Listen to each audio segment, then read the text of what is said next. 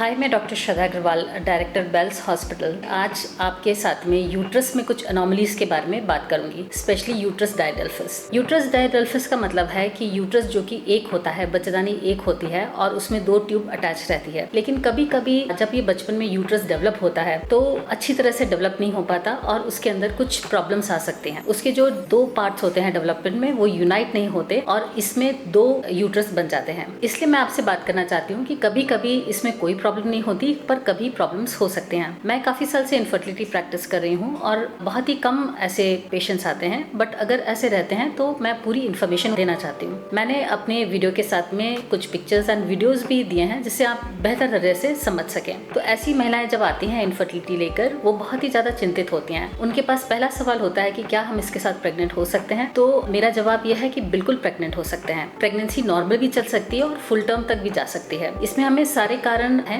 जो एक्सप्लोर करने चाहिए। उसमें की ट्यूब खुली है, जो उनकी ओवरीज हैं वो अच्छे से एग्स बना रही हैं, हस्बैंड के स्पर्म्स ठीक हैं, तो ये नॉर्मल भी हो सकता है अगर आप ट्रीटमेंट ले दो। पर इसमें दूसरी चीजें भी हैं कि कभी कभी कुछ अनोमलीज ऐसी होती हैं कि उनका रास्ता क्लियर नहीं होता। इस कारण से रुकावट के कारण कभी कभी प्रेगनेंसीज नहीं होती हैं। फिर ये जो डायडेल्फिस रहता है, उसकी मसल्स और अंदर की जो एंडोमेट्रियम होती है कभी कभी बहुत अच्छी डेवलप नहीं होती। इसमें जब बच्चा रुकता है तो वह जो आवल बनाता है या प्लेसेंटा बनाता है वो बहुत अच्छी तरह से इम्प्लांट नहीं कर पाता। तो ऐसे केसेस में कभी कभी मिसकैरेजेस भी हो सकते हैं। अगर आपके मिसकैरेजेस होते हैं तो हमें उनको भी सही से इन्वेस्टिगेट करके उसका भी हमें कुछ हद तक निवारण कर सकते हैं। दूसरी चीज है कि अगर प्लेसेंटेशन अच्छा नहीं होता, प्रेगनेंसी चलती तो है लेकिन कुछ समय बाद प्रीटर्म या पूरा बच्चा टर्म होने से पहले ही दर्द आ सकते हैं और हमें प्रीटर्म डिलीवरी करना पड़ सकता है। ऐसे ही बच्चा कम दिनों का हो सकता है। और दूसरी बात, क्योंकि इसके डेवलपमेंट में भी कभी कभी प्रॉब्लम्स आ सकते हैं, पर ये जरूरी भी नहीं है। कभी कभी नॉर्मल प्रेगनेंसीज में भी ये चीजें आ सकती हैं। अगर ये चीजें आती हैं, बार बार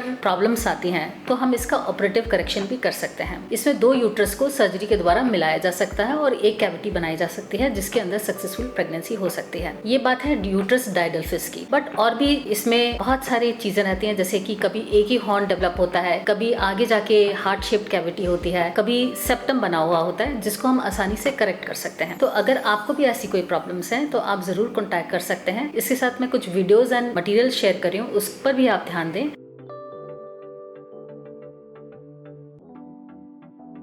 अगर आपको कॉन्टैक्ट करना है तो मैं doctor Shraddha Agrawal, Bells hospital Bhopal. Thank you.